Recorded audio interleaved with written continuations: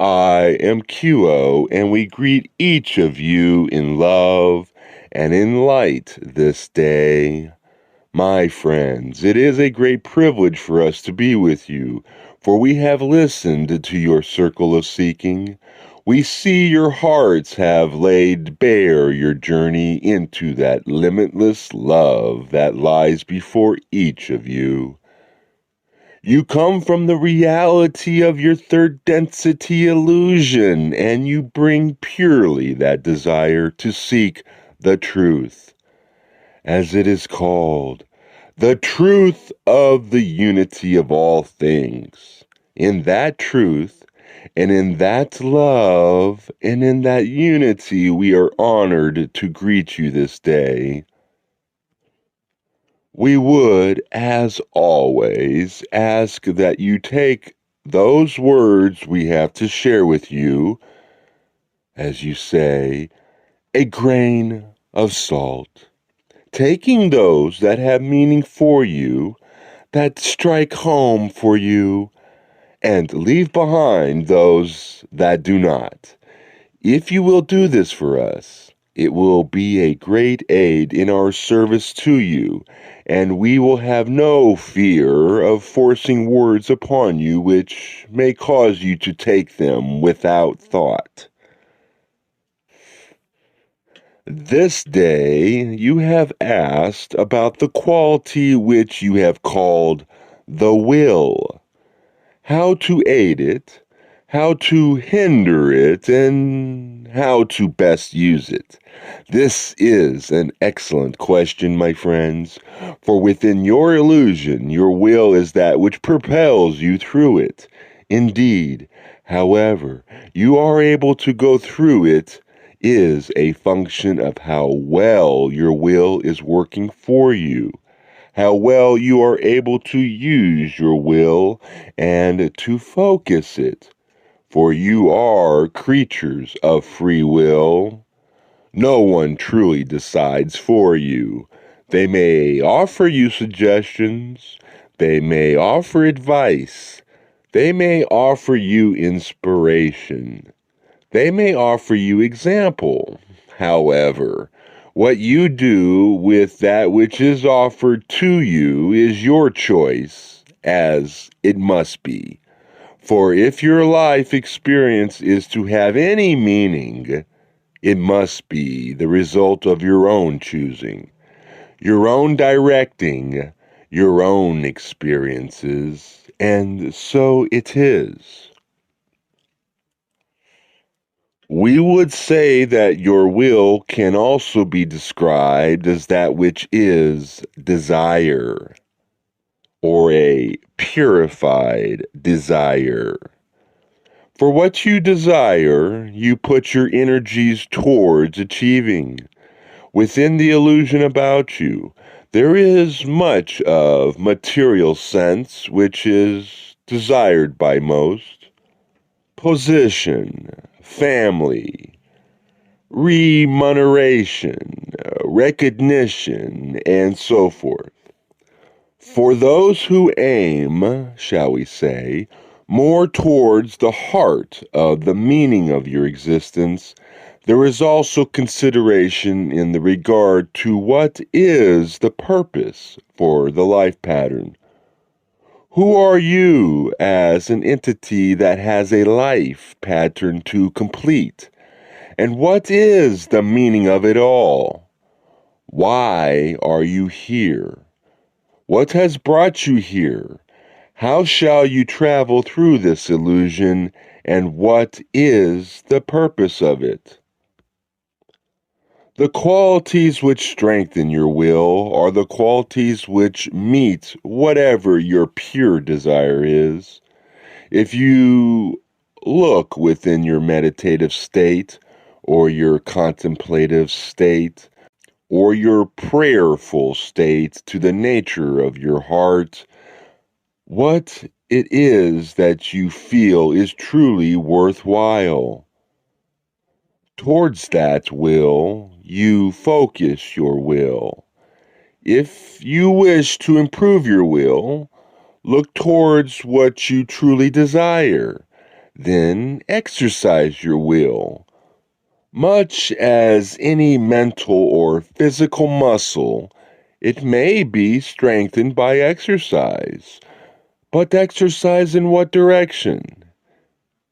In the direction of that which fulfills your heart, that which expresses your heart's desire, that which can answer those questions of who you are, why you are here, and how it is you shall live your life.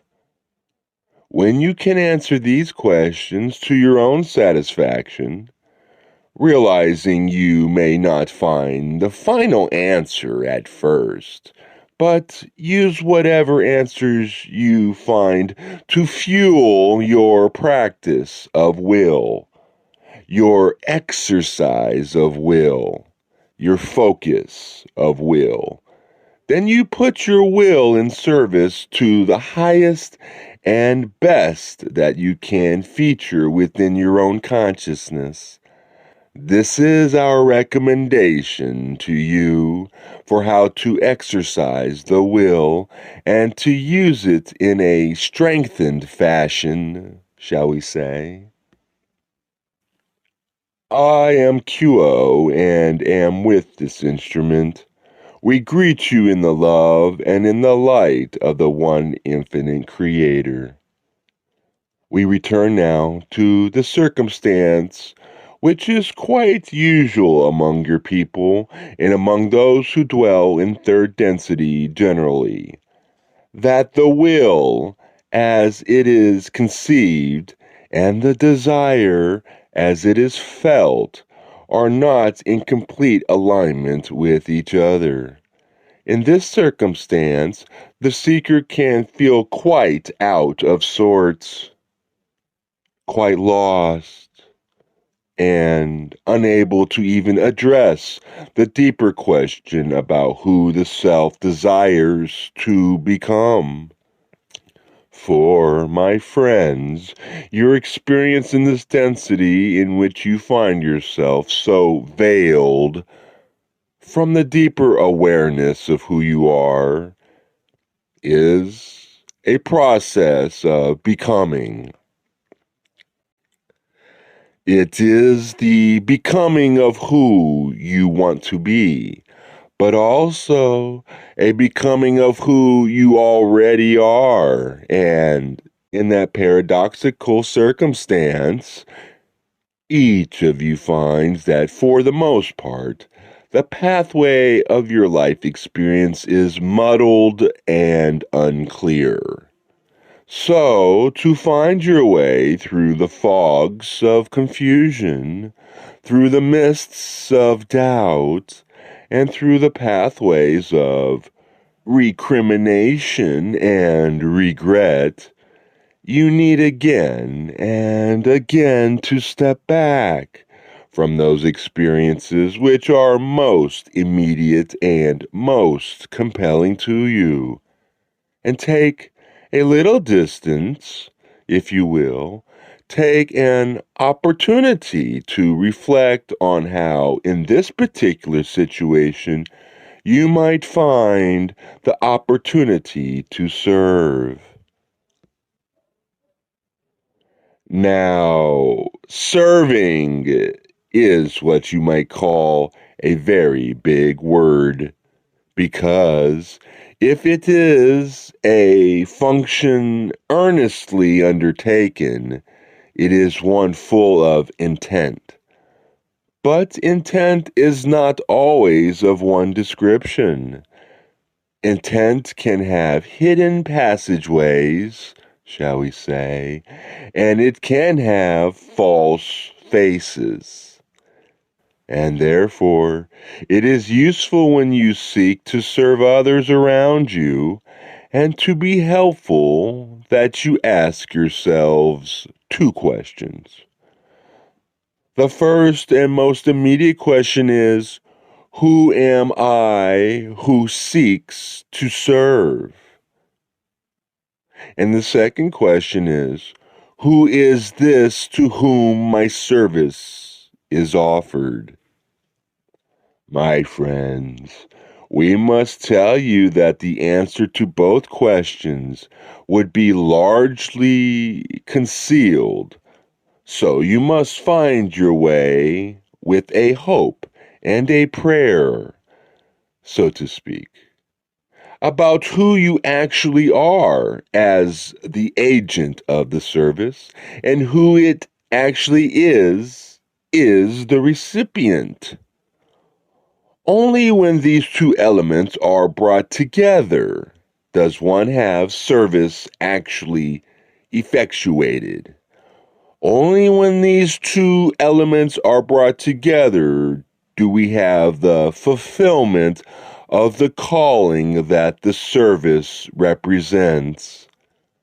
But it is a calling which ever and again must listen to the source to renew itself in the intention that comes forth. In this way, it can be the case that the nature of the service is transformed even in the offering of the service itself.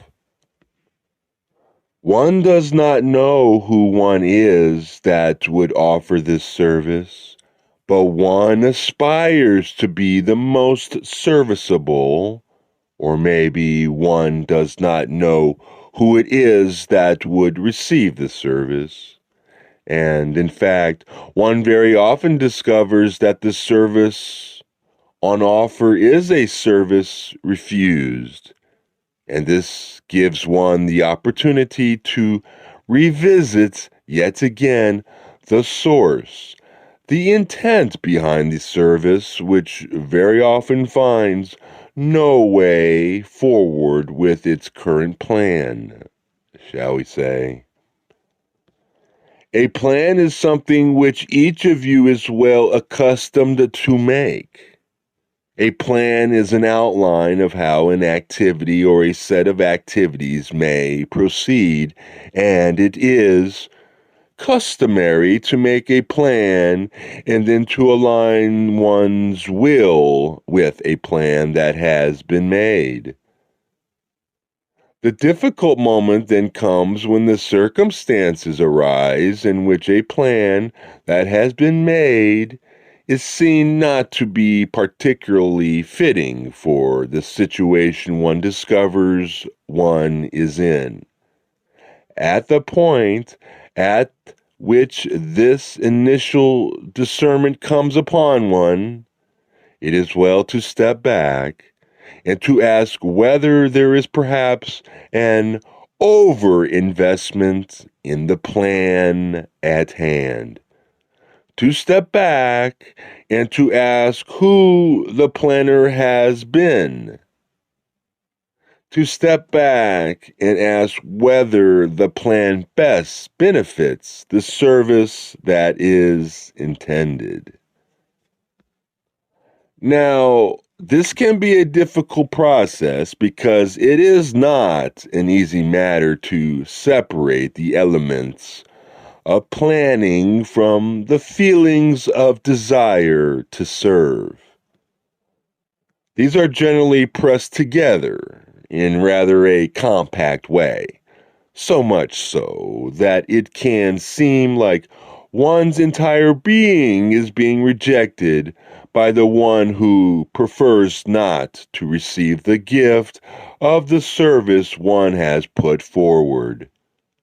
One feels that the fact that the service is not found to be desired by the other party suggests that one's own person is being rejected. And sometimes the gesture of rejection or the expression of denial can be forceful enough that it is most difficult not to take this point of view.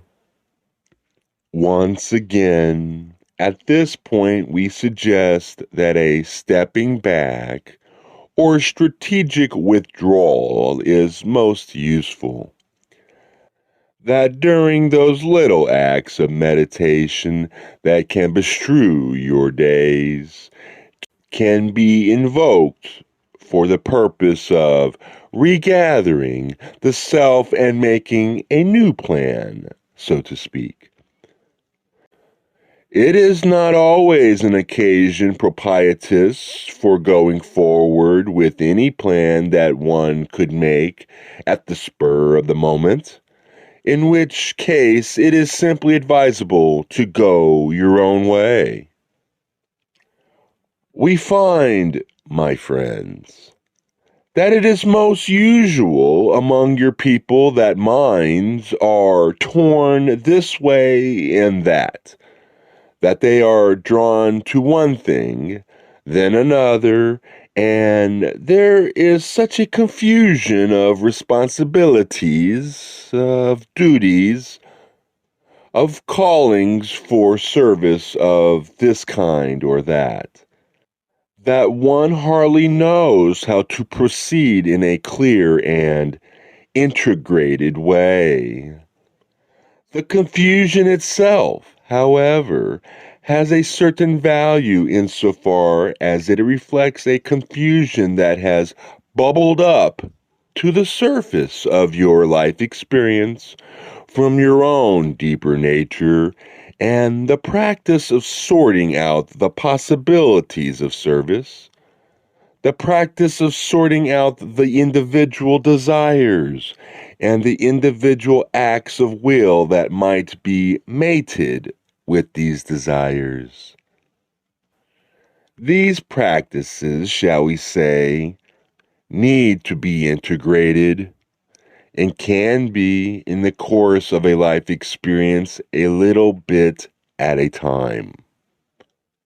So while it might be true that one is getting from this or that individual or this or that particular circumstance only a partial or a distorted reflection of the service that one offers, this partiality can be seen as a gift of its own, can be seen as an element in the process of learning to discover the true self, learning to discover the self who truly wills, learning to discover the self who truly desires. So, while we may say in a general sense that will and desire, when properly seen, converge into a single phenomenon, very often it turns out that they are not in convergence at all, and that the two moments or two elements are crying out, so to speak, for that kind of healing that can take place when they are brought into alignment. The will is strengthened when it feels itself fed by desire. Desire is strengthened when it feels itself brought in relation to the will. The will and the desire are not two things, but one. The one, however, is also two. And so, my friends, you perceive through the life experience with now a sense of strong purpose and clear direction, and now a sense of utter confusion and loss of self. This is the way that third density experience, veiled experience, is meant to be. You know not who you are, but do well to be about the business of finding out. You very often know not what you desire, but do well to be about the business of finding out. And sometimes it will seem that the desire that you discover within is one you can hardly approve. Who is this that so heartedly disapproves of the desire which it, nevertheless, must own as its own. Who is this that must learn to acknowledge that it has desires which it wishes perhaps it did not? Who is it that can desire even against the grain of desire and find itself twisted into quite a pretty pretzel as a result? Who is it indeed? It is I. You must whisper to yourself, it is I. It is I who desire. But it is I who desire to desire ever more clearly. It is I who desire to desire in accordance with a desire that I approve. And you might ask, what has gone into the process?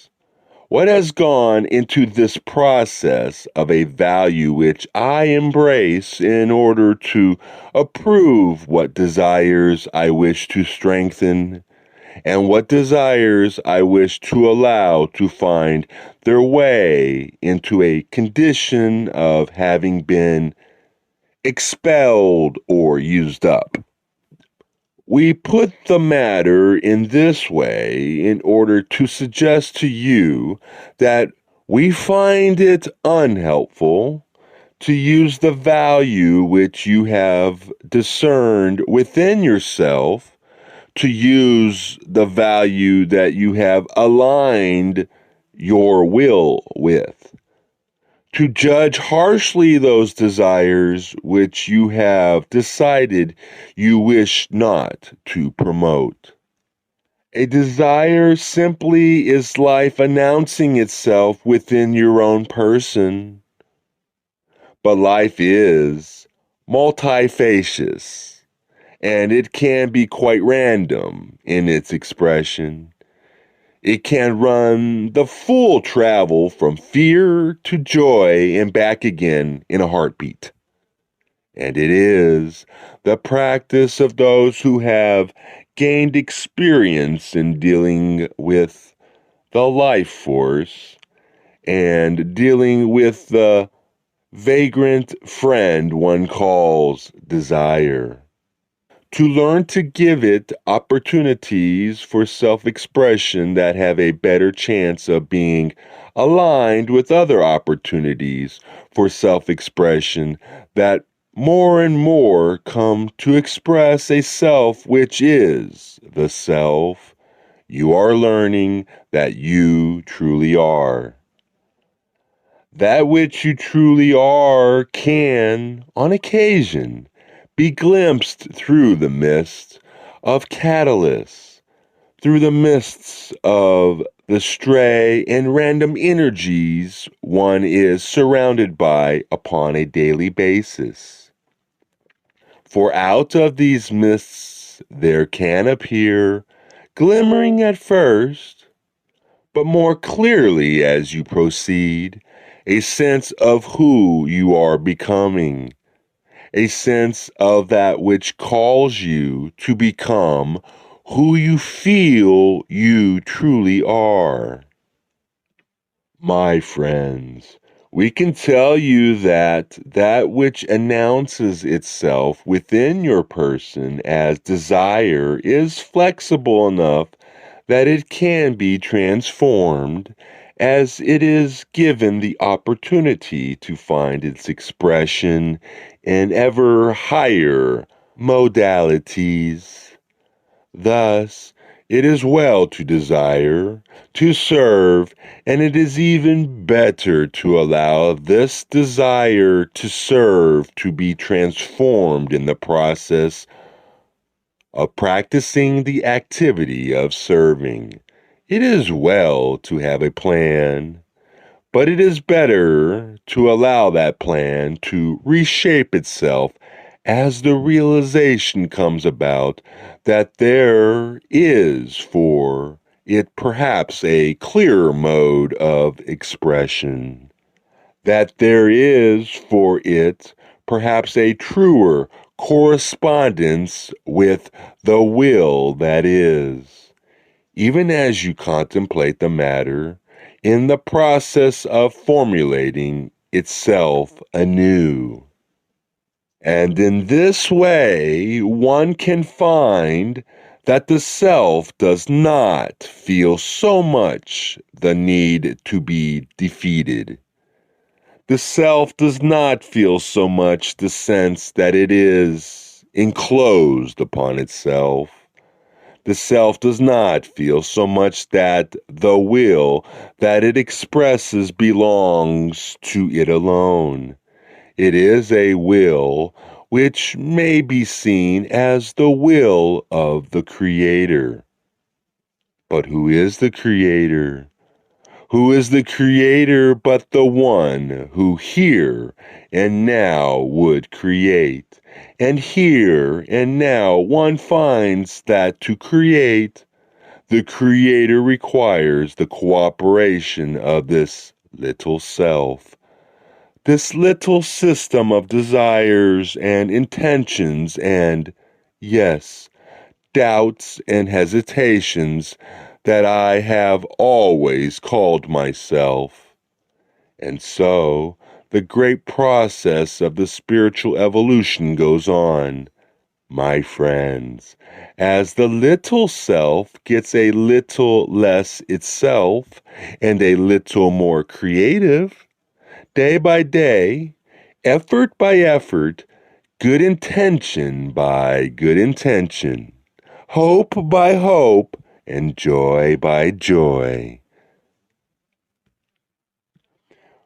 We are those of QO, and we have enjoyed being with you upon this beautiful day. We thank you for hearing our words, and at this time, we leave this instrument in the love and in the light of the one infinite Creator. Adone, my friends, adone.